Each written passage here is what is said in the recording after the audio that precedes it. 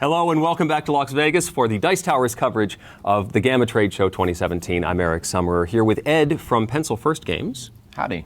And we've got a few things to look at, but we want to start with what's here on the table. Yes. Which I'm guessing is called Fantastic Creatures. You've guessed correctly. Wow, I am a sleuth. What is Fantastic Creatures about? Fantastic Creatures is a game about being wizards or sort of druid-like wizards in a way.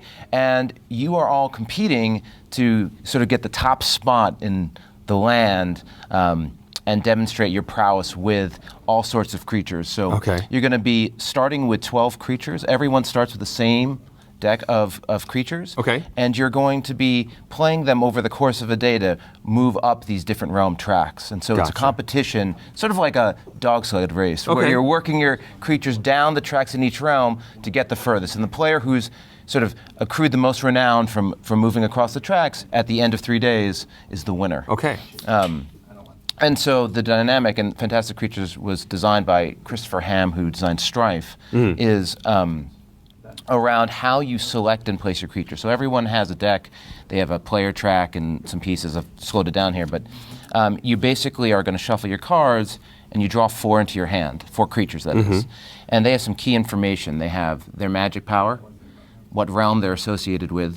The Griffin here is in the wind realm, and then their ability. And some abilities are sort of more complex, some are just earning resources.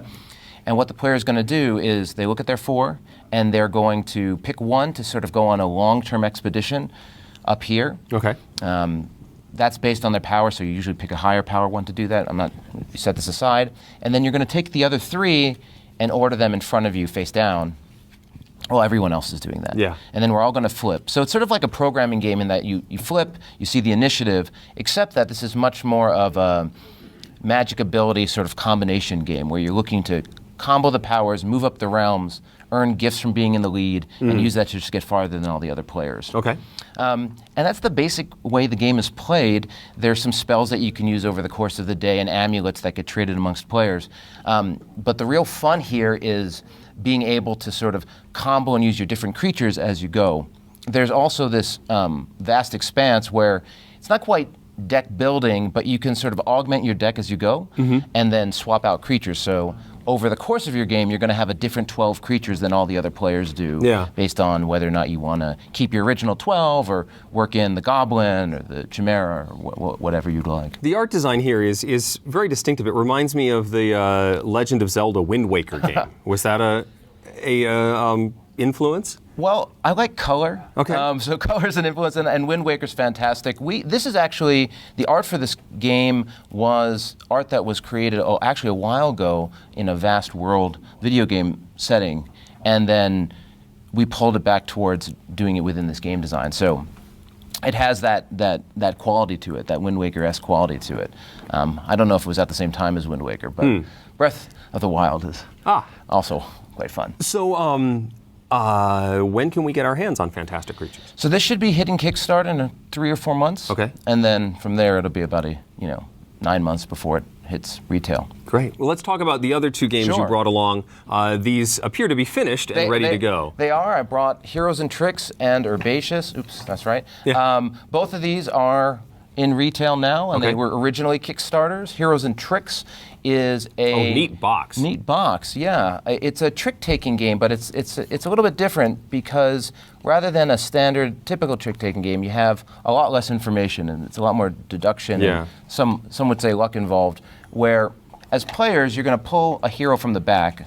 That was an earlier one. Pull a hero from the back and move this to the front of the box. It's played within the box, and you can play it on the go. Oh, interesting. So it's been great at this convention, playing with people and talking about it. But the first player has this hidden information. They know what the suit is, and they know what the color is. So it's basically color and suit trumping. And then, if you have your cards, you'll have a hand, depending on the number of players, it'll be different.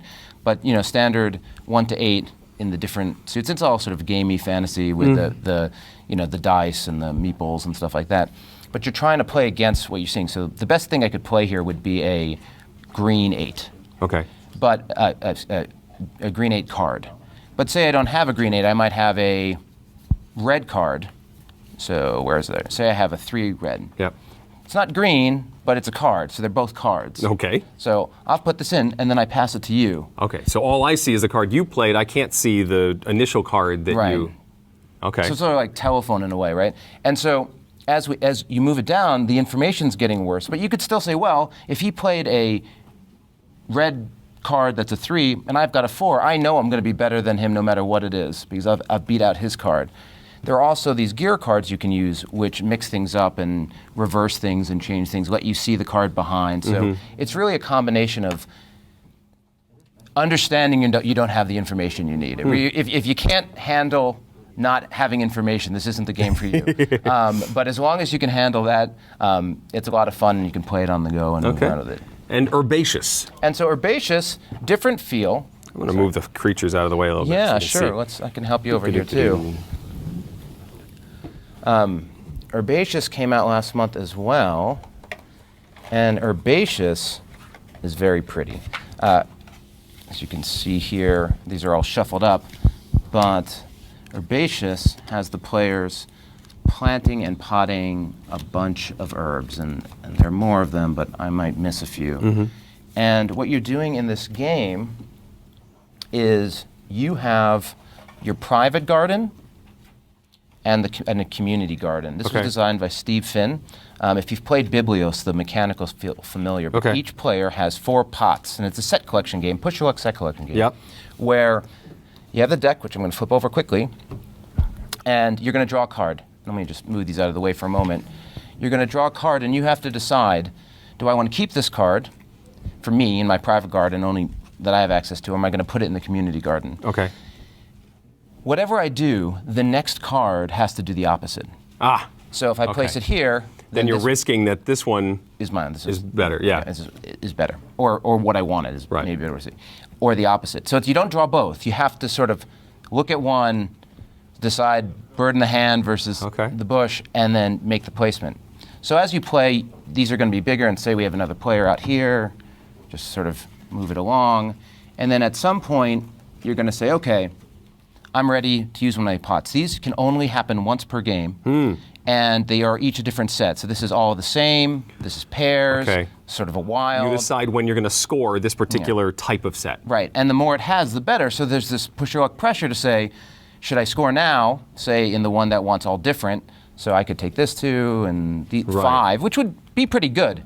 But it's not 7, which would be the best. So and you're claiming from the common garden as well. And your own, right. Okay. Or I might say, you know what, I'm going to wait and decide, if I don't forget that. But then these may be gone from the other player by the time. Yeah. Interesting. And so it's light, it plays in 20 minutes, you can explain it in 3, and it really is a game that welcomes all players. Excellent. So Herbaceous and Heroes and Tricks available now, and we'll see Fantastic Creatures on Kickstarter very soon. Yes, that's right. Thank you very much, Ed. Thank you for watching.